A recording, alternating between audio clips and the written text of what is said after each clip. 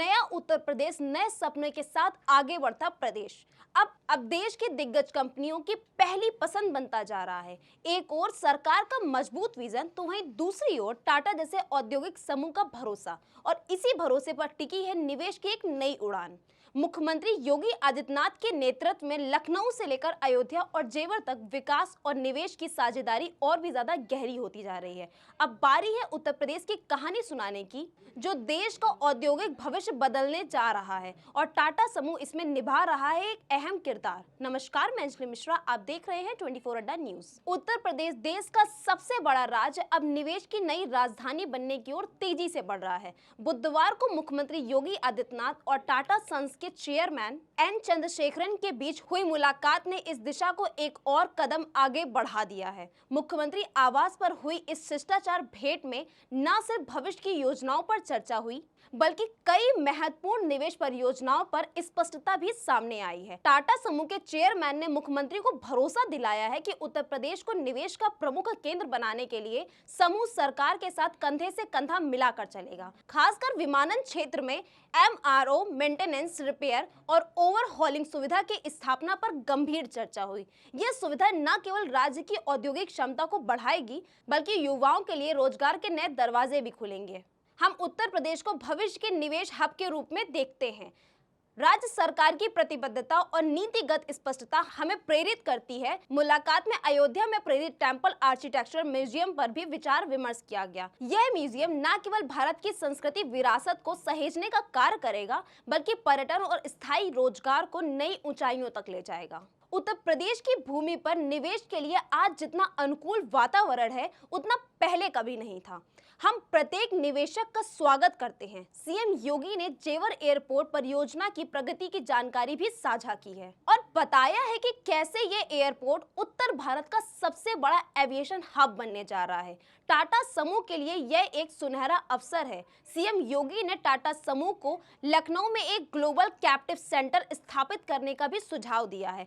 एक ऐसा hi tech hub जो न केवल उत्तर भारत को तकनीकी क्षेत्र में अग्रणी बनाएगा, बल्कि युवाओं के लिए कौशल आधारित रोजगार भी सृजित करेगा। टाटा समूह के अध्यक्ष ने राज्य सरकार की उद्योग हितैषी नीतियों, बुनियादी ढांचे के विकास, निवेश प्रोत्साहन के प्रयासों को खुलकर सराहना की है। उन्होंने साफ शब्दों में कहा, उत्तर प्रदेश अब हमारी प्रमुख प्राथमिकताओं में से एक है। तो एक और जहां मुख्यमंत्री योगी आदित्यनाथ राज्य में निवेश के अनुकूल माहौल को बनाने की दिशा में लगातार प्रयासरत हैं, वहीं देश की बड़ी औद्योगिक हस्तियां अब इस विश्वास के साथ आगे आ रही हैं कि उत्तर प्रदेश ही भारत की औद्योगिक भविष्य की नई राजधानी बनेगा। बीते कुछ वर्षों में उत्तर प्रदेश ने न सिर्फ कानून व्यवस्था की तस्वीर बदली है, बल्कि निवेश के लिए भरोसेमंद गंतव्य के रूप में अपनी पहचान भी बनाई है। टाटा जैसे देश के प्रमुख औद्योगिक समूह का विश्वास इसी बदलाव का संकेत है। यह संकेत सिर्फ टाटा के निवेश तक सीमित नहीं रहेगा, बल्कि देश और विदेश की भी और ज्यादा बड़ी कंपनियों को देश की ओर आकर्षित करेगा। टाटा समूह द्वारा एयर इंडिया के अधिग्रहण के बाद कंपनी को पुनर्जीवित करने की दिशा में कई कदम उठाए जाएंगे।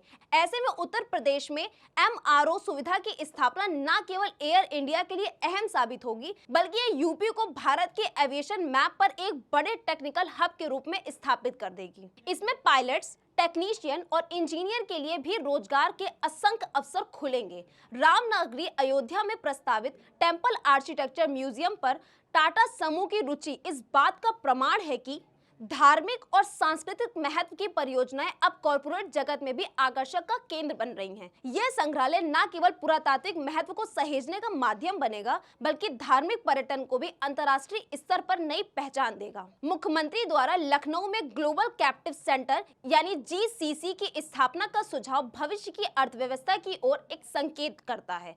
ऐसे सेंटर आमतौर पर रिसर्च, डेटा एनालिसिस, फिनटेक और साइबर सिक्योरिटी जैसे क्षेत्रों में कार्य करते हैं। यदि टाटा समूह इसे मूर्त रूप देता है, तो लखनऊ भारत के उभरते टेक्नोलॉजी हब में से एक होगा।